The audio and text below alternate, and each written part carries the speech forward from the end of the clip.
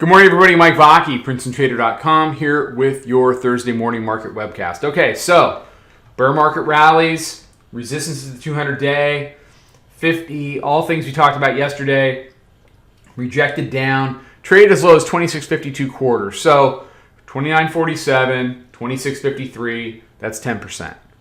Is that the end of it? I have no idea, but it's where they bounced it from. So they bounced it back up into the 26.90s. We were long last night, got stopped out. I mean, we took profits, went even stop on the rest, and there was just too much volatility. It's hard to hold things without watching them because sometimes you got to re-enter. There's just so much vol. So yesterday was another really big day in the room. It was a little choppy off the open, but once it figured itself out in and around 35 to 37, we were able to get short 36. Take that down. We took the runner on that one for 20. Then we were short 25.75.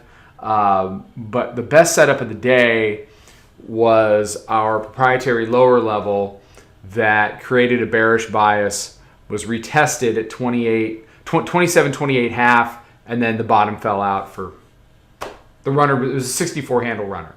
So when they set up like that at our levels, we can't help but have a really solid day. Let's look at the hourly chart. So we talked about 27.50 resistance. We talked about how it initially accelerated Tuesday below that, made new lows, back up to test the 50s, can't get through 50, can't get through 50, 36 becomes a problem. Here was your retest, 28.75 and then 27.5.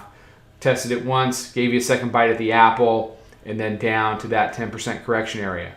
Resistance at the daily pivot, kind of riding the hourly mid-band.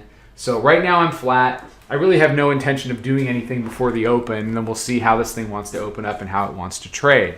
So I got some requests with regard to the bias retest and fail trade, and there's going to be a chart out on this on the website and on social in a minute, but here's how the whole thing broke down. Okay, so here we are. It's a 5-minute chart of yesterday. So like I said, off the open, we get short 35. That was a beauty. Then it comes back up here. See, the lower level is 27.28 half. It goes ahead and establishes a bias here, takes us down into the roundy area, right down to that 27.02 that I talked about yesterday morning. 27.02 was where the bears blew it the first time around. Okay, so it comes back and it tests it, takes it right back up to our proprietary level, and gives us a really solid trade. And off you go. So bias, retest, and fail. And the remarkable thing about the levels is, especially in the volatile markets, usually it'll go down 5 or 6 handles and come back up and test that area.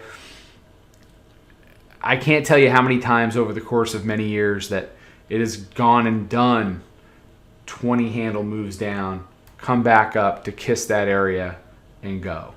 And when it lines up with the yellow line there, which is VWAP, when it lines up with our proprietary moving average, it's just, it's fantastic.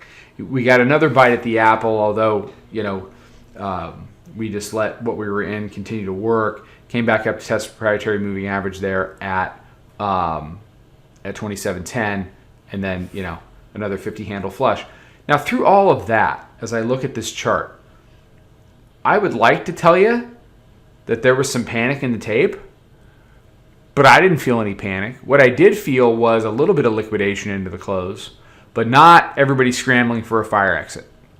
So I'll be very interested to see what the result is of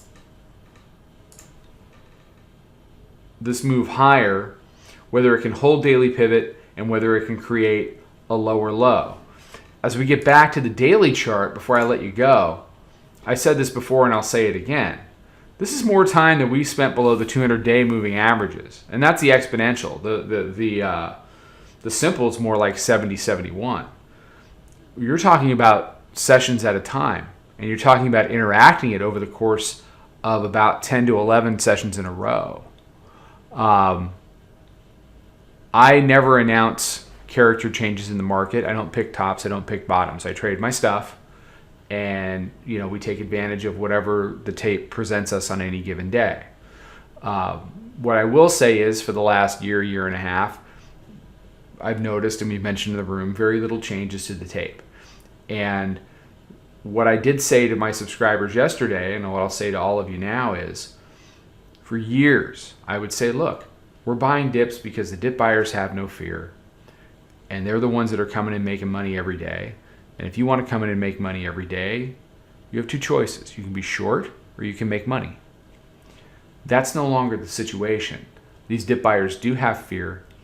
It was going to take a period of days, weeks, months to kind of get that muscle memory out of them, okay? And I think we're kind of getting there now. That doesn't mean there aren't going to be violent rallies. It doesn't mean we couldn't go all the way back to the highs. It doesn't mean anything.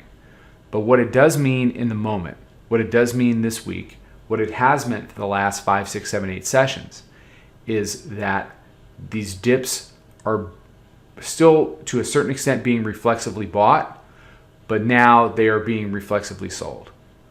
And that is a nice two-sided to downward leaning market. You can see the green line here, the daily mid-band.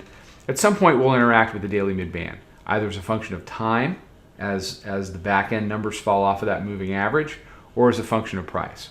And when that day comes, then we'll be mapping out basically what kind of tape are we going to see in 2019. And whatever the answer to that question is, it's going to be volatile and it's going to be great. All right, take care. I'll be out with some stuff on social. Trade them well. Follow us over on Twitter, Instagram, and Snapchat at Princeton Trader. Check us out on Facebook and join us for a free trial at www.princetontrader.com. Trade them well.